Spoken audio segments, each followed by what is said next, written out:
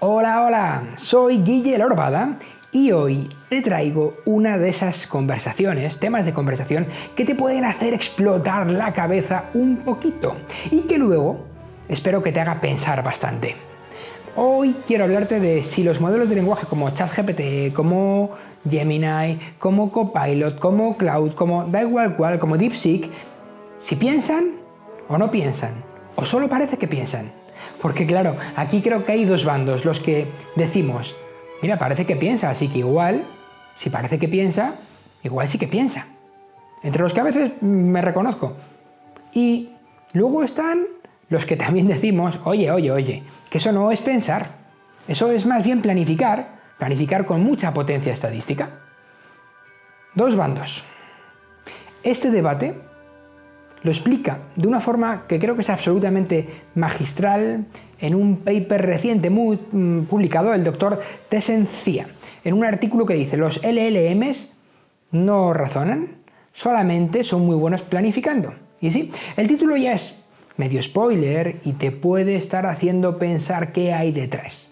Aunque el desarrollo del documento os confieso que me ha parecido que es una maravilla de claridad y que además se entiende muy bien siendo un documento científico. Vamos a ello.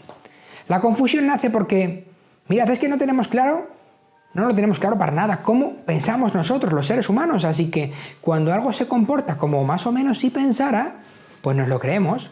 Total, es así. ¿No hace lo mismo que haría un humano? Pues no, eso es lo que nos dicen. Y ahora verás por qué. Te voy a contar lo que dice Tessen Zia en su artículo. Vamos a usar dos imágenes potentes. Acompáñame. La primera es un detective que puede estar resolviendo un crimen. ¿Qué es lo que hace? Junta pistas, resuelve contradicciones, misterios, infiere lo invisible, y eso es razonar. Y ahora vamos a una segunda imagen. Pensemos en un jugador de ajedrez calculando las jugadas. Aplica patrones que son conocidos, que ya ha resuelto antes, proyecta movimientos, elige la mejor jugada, y eso es planificar. Y entonces, ¿qué es lo que hacen los LLMs, los grandes modelos de lenguaje? Pues lo que dice este paper es que es lo segundo. Son más como Carlsen y no como Holmes. ¿Por qué? Porque usan una técnica llamada cadena de pensamiento, chain of thoughts, que les permite resolver problemas paso a paso, de una forma ordenada y sucesiva. Vamos a verlo con un ejemplo típico, ¿vale? Con ese problema de las manzanas con descuento.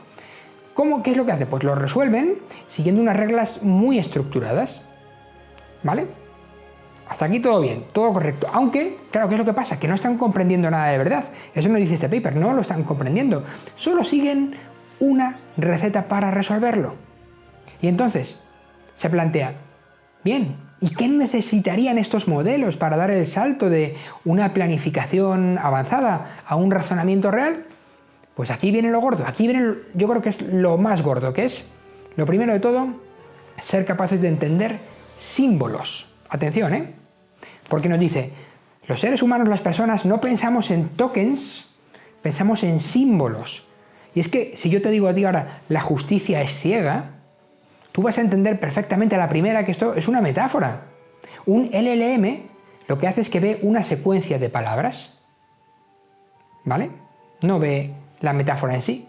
Nos movemos en abstracciones que lo que hacen es manejar unos conceptos como verdad, como libertad, como esperanza, y las máquinas aún no.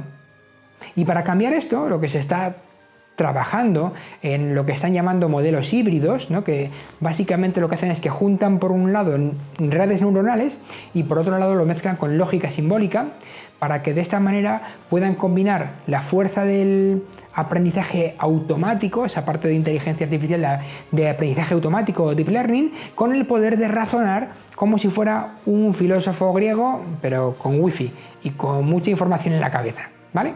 Ese es el primer punto. Segundo, necesitarían inferencia causal. Y aquí yo creo que está el kit de la cuestión. Ese es el kit de todo. Los LLMs detectan muy bien correlaciones. Si ven que la gente habla de paraguas cuando también menciona lluvia, pues entonces ellos saben, han aprendido con funciones matemáticas que suelen ir juntas. y ya. Sin embargo, nosotros, las personas, sabemos que la lluvia causa el uso del paraguas. Esa diferencia tan pequeñita entre la correlación y la causalidad es lo que, de momento, los modelos de lenguaje que conocemos todavía no dominan, al menos los que han estudiado en este paper. Si queremos que razonen de verdad con esa potencia, tienen que ser capaces de descubrir por qué pasan las cosas. Es decir, no solo lo que pasa, después de qué, a nivel de correlación, sino el por qué. Eso es fundamental. Tercer motivo, porque tendrían que tener metacognición y autocrítica. Y es que, mira, te hago una pregunta. ¿Te has parado a pensar en lo que estás pensando ahora? Ese bucle reflexivo es el superpoder humano más desaprovechado. Así es. Los modelos no lo tienen. Los modelos no dudan, no evalúan sus respuestas como tal. No se preguntan, oye, ¿esto tiene sentido? Sentido común incluso. Para avanzar, necesitamos darles a los modelos de lenguaje, a los LLMs, la capacidad de juzgar su propia lógica de una manera crítica. Y como ese momento en el que, por ejemplo, terminas un email y piensas, oye, igual esto no se entiende bien, y vas y lo reescribes, porque te estás autocriticando a ti mismo y estás mejorando con el razonamiento. Eso es. Y en cuarto lugar, faltaría sentido común e intuición, ya lo mencionaba antes. Una inteligencia artificial puede saber que el sol sale por el este y también que un gato no puede pilotar un avión. Puede saberlo con funciones matemáticas. Ahora, si le das una pregunta con un poco de trampa lógica, muchas veces lo que hace es que cae. De ahí los test como los ArcGIS, etc. ¿Y por qué pasa esto? Porque no tienen experiencia del mundo. No tienen la experiencia del mundo que tenemos nosotros. Nunca se ha caído de una bici. Un modelo de lenguaje nunca ha tocado una estufa caliente y ha dicho, ¡ostras, me quemé! Y eso hace que les falte ese olfato humano para detectar lo que puede ser absurdo, lo que no tiene sentido, lo que no es real porque no es parte de la experiencia que aprendemos en el mundo. Y para esto, una de las soluciones en desarrollo ya ahora es conectar estas inteligencias artificiales con lo que se llaman motores de conocimiento común. ¿Y qué es esto? Sensores, datos del mundo real, para que entiendan más allá del texto del que han aprendido y generado funciones. Es decir, que sepan cuando algo suena ridículo porque no se corresponde. Y vamos al quinto punto, y es que tienen que tener pensamiento contrafactual, así se llama, pensamiento contrafactual. Es la pregunta que nos hacemos cuando decimos, ¿qué habría pasado si? Es probablemente esta la pregunta más humana que existe, la que nos quita más horas de sueño, ¿no? ¿Qué habría pasado si? Cuando parece que nos arrepentimos. Y también es una de las más potentes. ¿Qué si no hubiera sido aquella entrevista? ¿O y si cualquier empresa no hubiera apostado por la nube? Este tipo de preguntas nos llevan a un razonamiento que es muy difícil para una inteligencia artificial. ¿Por qué? Porque requiere imaginar, requiere pensar y no requiere ver lo que hay en los datos.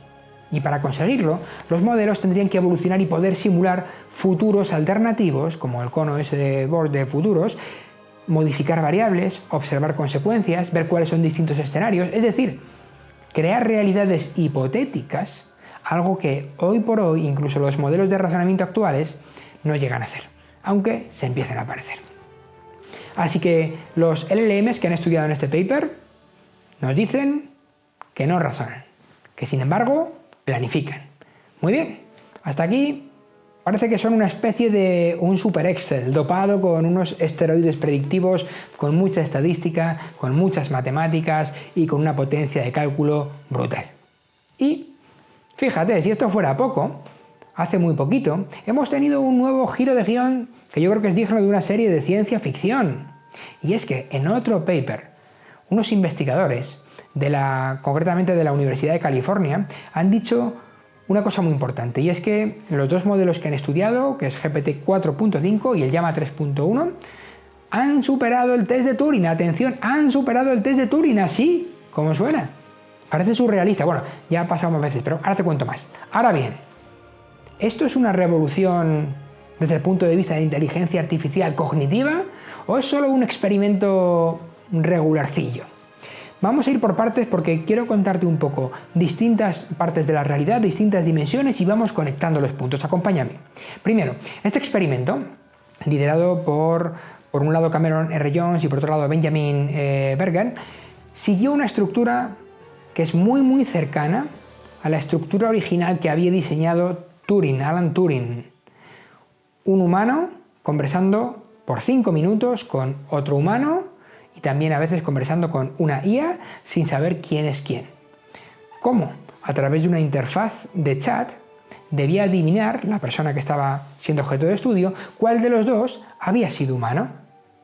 Curioso, ¿verdad? Parece sencillo. ¿Y qué piensas que pasó?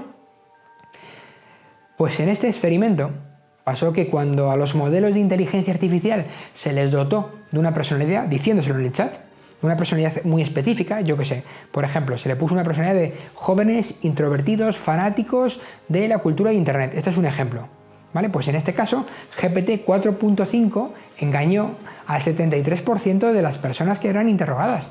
Y Llama 3.1 alcanzó el 56%, casi nada. Es increíble.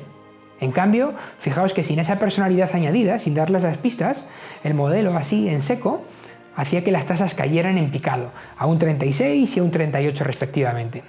Y luego otros modelos como ELISA o GPT-4o, que no tenían esa personalidad que habían adquirido, no se les había configurado, no se les había dado ese prompt, no llegaron ni al 25%.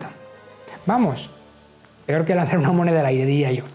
Ahora, aquí viene para mí el punto interesante. Atención, ¿eh?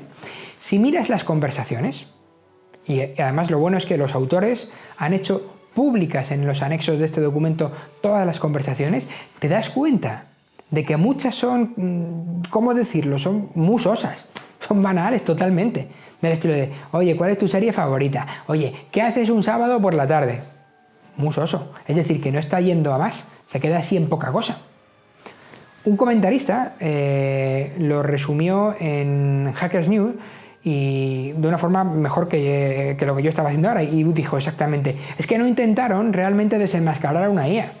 Lo que querían era un crédito académico y ya está. Criticando este paper, criticando cómo lo habían hecho. Y vela ahí. Creo que la pregunta clave es si el interrogador, ¿no? El que hacía las preguntas, el entrevistador, no pone de su parte, ¿de verdad la IA pasó el test? ¿O simplemente, oye, se aprovechó de que el otro no tenía ganas de jugar en serio? No sé, da que pensar, ¿eh? Da que pensar. El caso es que este debate no es un debate nuevo, y por eso me voy ahora a otro aspecto. Algunos dicen que si lo que hacemos es poner preguntas muy difíciles, como pedir que expliquen chistes, que expliquen metáforas o que razonen como Sócrates, entonces ya no es un test de Turing. Lo que dicen aquí es un test de tipo AGI, como ARGIS, etc. Es decir, un test para una inteligencia artificial general. Otros responden que si no apretamos un poquito, pues cualquier inteligencia artificial medianamente lista y entrenada puede colarse sin que nadie más o menos se entere, y más cuando estamos hablando en modo chat, en modo texto. Y fijaos lo que creo que es más loco de todo esto, que hasta ELISA, que es un bot muy rudimentario, es un bot de los años 60 creo, fue confundido como un humano un 23% de las veces. Un robot del pasado. ¿Y cómo fue? Pues porque el famoso efecto ELISA sigue vivo. ¿Y sabéis cuál es? Que tendemos a ver humanidad donde no la hay. Tendemos a proyectar sentimientos, incluso tendemos a proyectar conciencia y consciencia en una caja de texto con respuestas ingeniosas, simplemente porque nos imaginamos que al otro lado hay otra persona. Así de sencillo. Joseph Weizenbaum, que es el creador de ELISA, lo explicó ya hace 60 años, como te decía, ¿eh? Y dijo, atención, dijo lo siguiente, dijo, no me di cuenta de que exposiciones tan breves a un programa que fuera tan simple pudieran inducir un pensamiento delirante en personas perfectamente normales. Esto dijo en su año Joseph, el creador de ELISA, cuando se dio cuenta del efecto que producía en las personas. Y ahí yo creo que es donde la cosa se pone seria. Si una inteligencia artificial puede pasar por una inteligencia humana, natural, en este contexto tan relajado, ¿Qué pasa en redes sociales? ¿Qué pasa ahí? Ahí no la cuelan. ¿O qué pasa en servicios de atención? ¿O qué pasa en chats de citas? ¿O qué pasa en llamadas de estafas? Vaya reflexión, ¿eh?